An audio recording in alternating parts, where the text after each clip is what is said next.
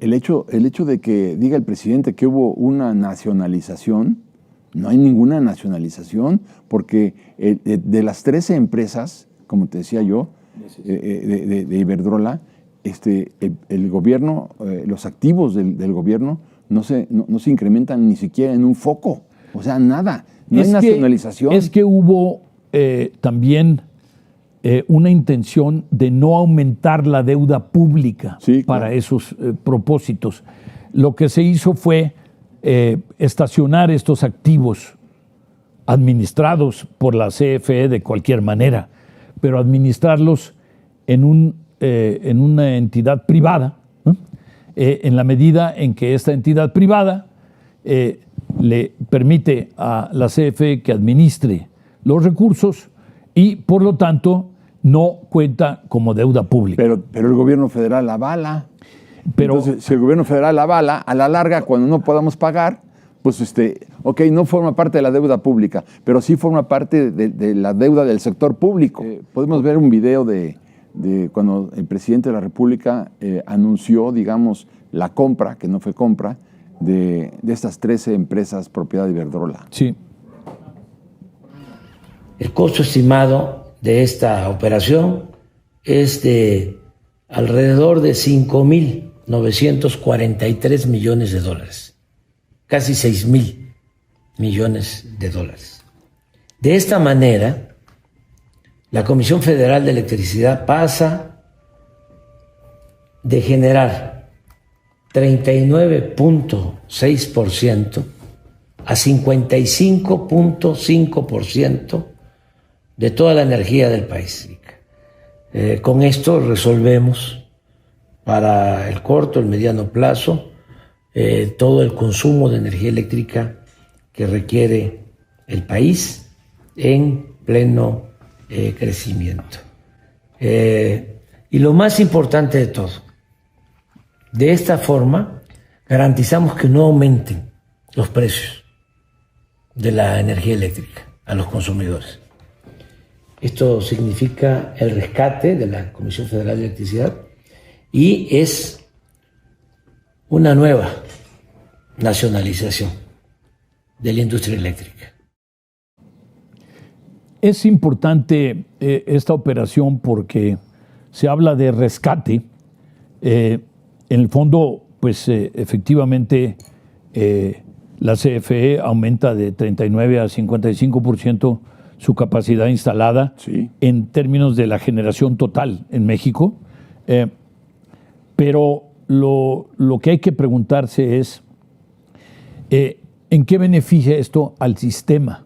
Claro. Es decir, ¿por qué? Porque los precios, el presidente mencionaba que eso permite que no aumenten los precios. Los precios se regulan por parte del gobierno y pues al gobierno le tiene que costar cualquier subsidio que haga a los consumidores, pero finalmente eso lo regula el gobierno independientemente de quién produzca la electricidad. Claro. Pero ve, por ejemplo, ahorita que dices de subsidios, bueno, el subsidio de la gasolina el año pasado costó 400,000 millones de pesos. Y dijo el presidente que él iba a poner el litro de la gasolina a 10 pesos. Hoy está prácticamente a 25 pesos. O sea, es una promesa incumplida, evidentemente. Sí, pero qué bueno que está a 25 pesos, porque si no, todas las finanzas públicas sufrirían enormemente con ese subsidio. Pero, ¿no? por otro lado, no sé qué pienses tú, que fuiste secretario de Hacienda, pero yo creo que estas muletas para la economía, estas prótesis para la economía, que se llaman subsidios, no son sanos. 400,000 millones de pesos, imagínate, entiendo lo que estás diciendo, pero esos 400,000 millones de pesos, nada más de un año, se podían haber invertido en, claro que se hubiera disparado en la inflación, porque... Déjame hacer un comentario respecto de estos 400,000 millones de pesos, porque el problema es cómo se podrían haber asignado mejor. Sí.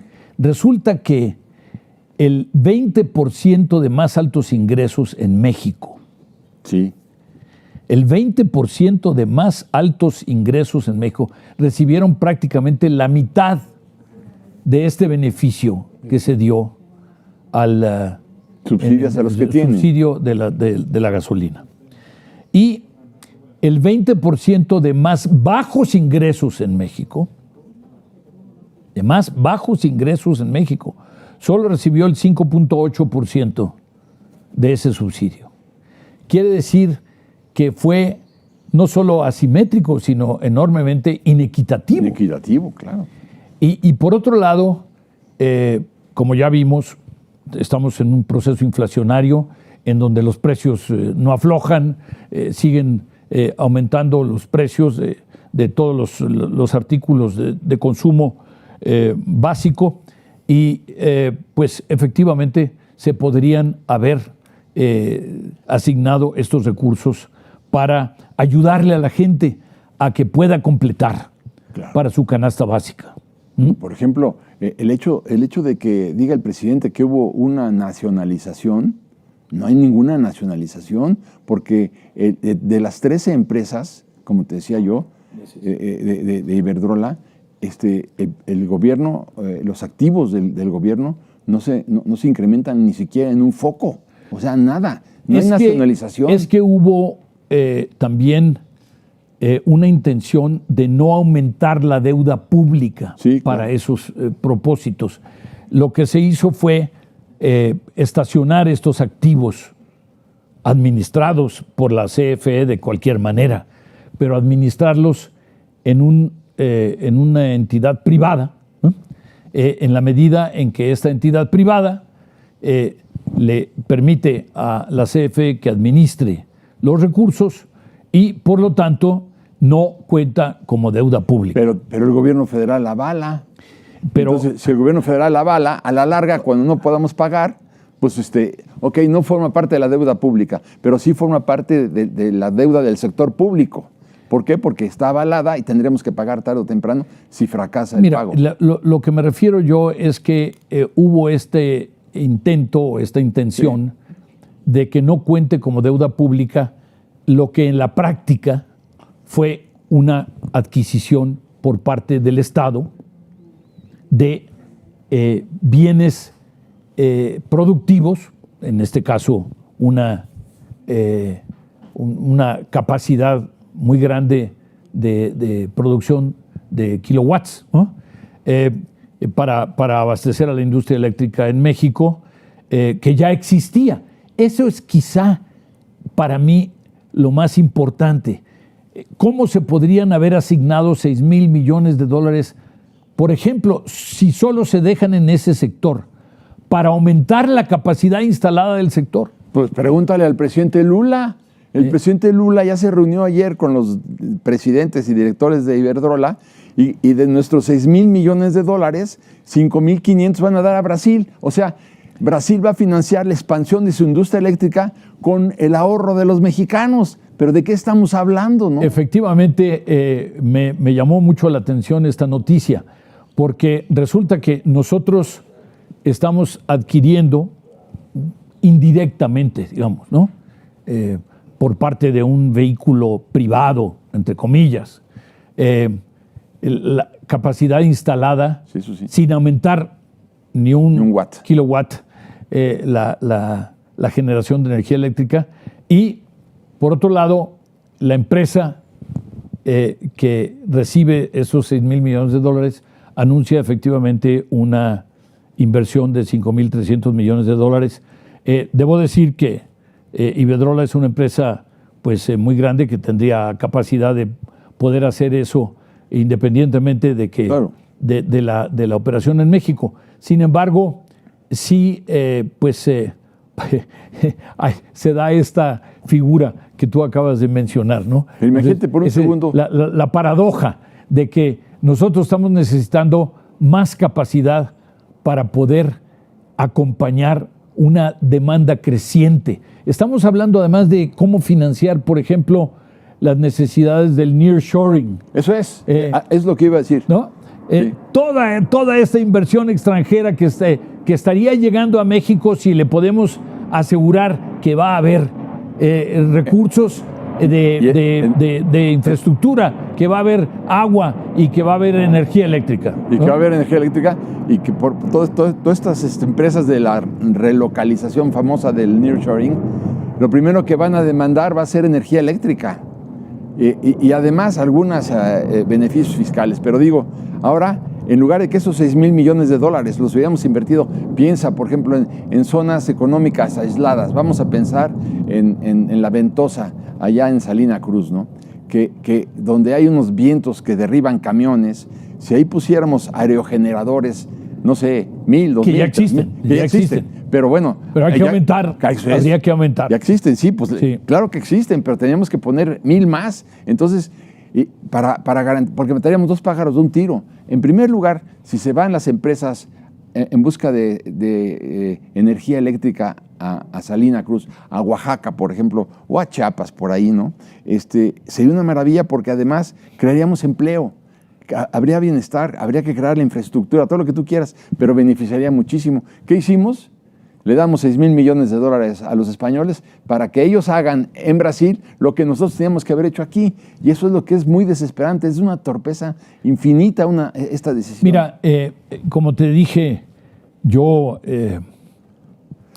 considero a CFE y a Pemex pues un poco como mi casa, ¿no? Cuando menos del principio de mi carrera en el sector público y finalmente también de la culminación de mi carrera en el sector público como secretario de Hacienda.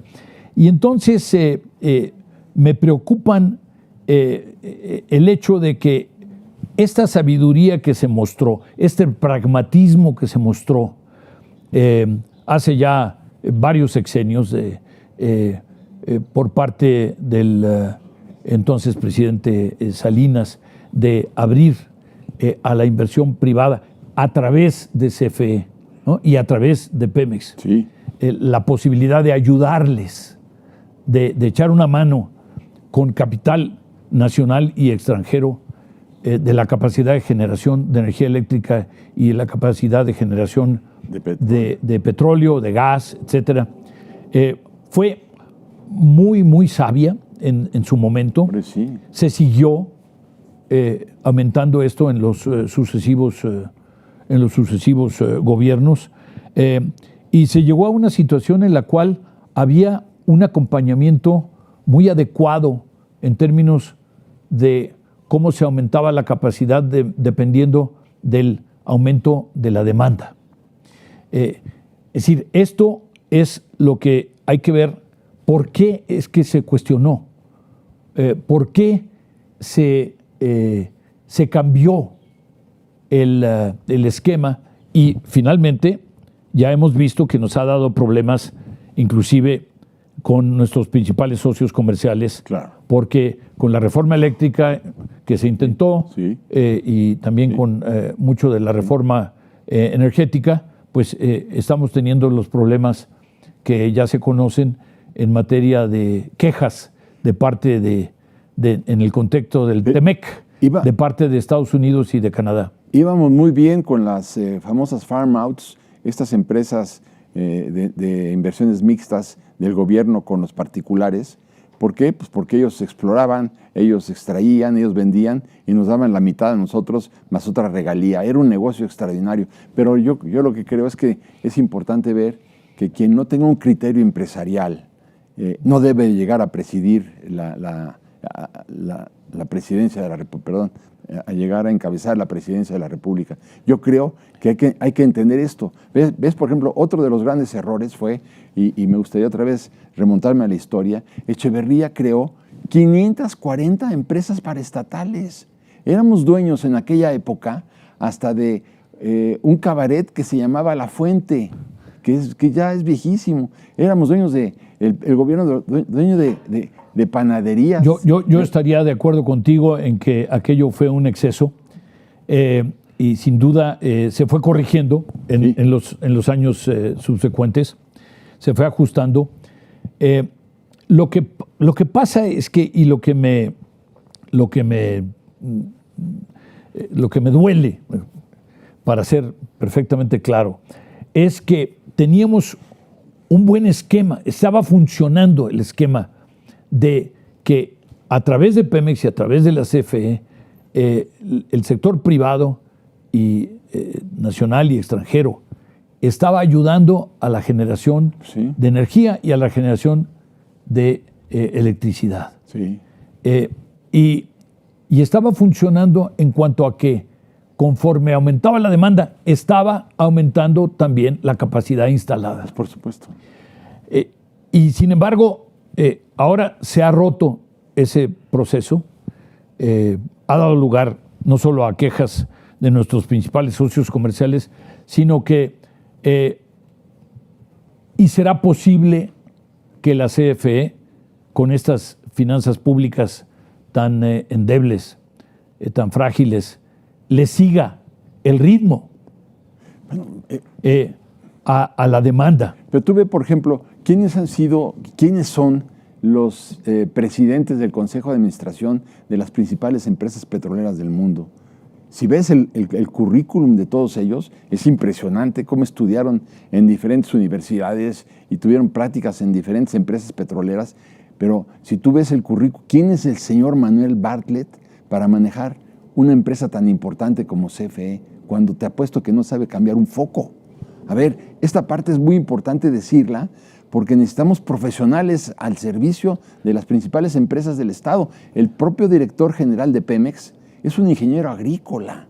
Entonces, si compáralo con... Yo te diría que aquí lo importante no solo es a quién se designó como titular, sino además a quiénes son sus equipos, a quiénes los rodean. Eso es. Y segundo, que escuchen a los expertos, que sepan cuáles son las capacidades relativas de cada una de las instituciones. Eso fue lo que llevó hace ya 4 sexenios a las autoridades de entonces a definir que había espacio para el sector privado, nacional y extranjero, para generar la electricidad, para generar energía. Insisto, ¿por qué se rompió una fórmula ganadora? ¿Por qué se rompió una fórmula que funcionaba? ¿Por qué se rompió una fórmula que estaba además, que era totalmente consistente con el TEMEC, con el NAFTA primero y con el TEMEC después? No tiene que ver nada con el carácter y el criterio empresarial, ni con el rendimiento, ni con los resultados, ni con las utilidades.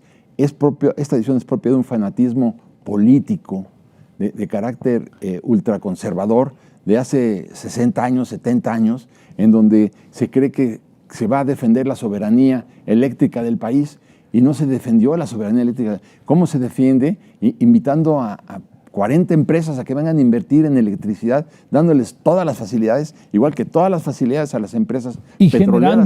generando una competencia. Claro. Una competencia, yo diría, sana, una competencia racional. Pero ¿por qué nos atrasamos? Cuando CFE, antes de que se hicieran los cambios que tú dices para permitir el acceso de los inversionistas privados a CFE o a Pemex, CFE era el amo y señor, ella gobernaba. ¿Cuál competencia? La competencia es muy sana y nunca hubo competencia con CFE. A mí me tocó la parte en que era el único generador, ¿no? Sí, el único. El momento. ¿Cuál competencia? Estamos hablando del año 67. Y en ese momento la electrificación rural, por ejemplo, era el gran problema, ¿no? Darle a todas las familias una serie inclusive se les facilitaba y se les financiaban una serie de instrumentos, lavadoras,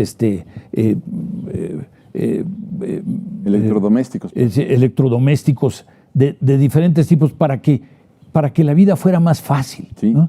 Para aligerarles un poco el trabajo, más digna la existencia. Se daba, entonces, es decir, se daba que la CFE generaba utilidades, que generaba, cada año generaba utilidades, y pues pasó muchos años en que así fue. Ahora no, ahora estamos con pérdidas, insisto. Y enormes pérdidas. Porque yo te diría, quizá no sería justo agregarle el subsidio a las pérdidas, porque esa es una decisión que no toma, insisto, no toma la CFE ni toma Pemex. El problema es cómo se aplicó y en qué manera benefició y a quiénes benefició. Aún así, son 45 mil millones de dólares de pérdida. Pero yo te diría, en el caso de que alguien llegue a presidir CFE, yo diría, a ver, ¿de qué se trata? Ya soy director general de CFE. ¿De qué se trata? Se trata de generar energía eléctrica barata y suficiente y eficiente. ¿De eso se trata? Sí. A ver, CFE, ¿tú puedes? No, no puedo. ¿Por qué? Porque depende del presupuesto público, porque depende de regulaciones. Ah, ¿no? Bueno, entonces de lo que se trata, si tú no puedes solo, vamos a asociarnos. ¿No nos podemos asociar? Bueno, entonces vámonos a contratar, a permitir el acceso de cientos de empresas o de decenas de empresas extranjeras para que vengan a generar electricidad barata. Y esta empresa Iberdrola generaba energía más barata que la que, 40% más barata que la que generaba CFE.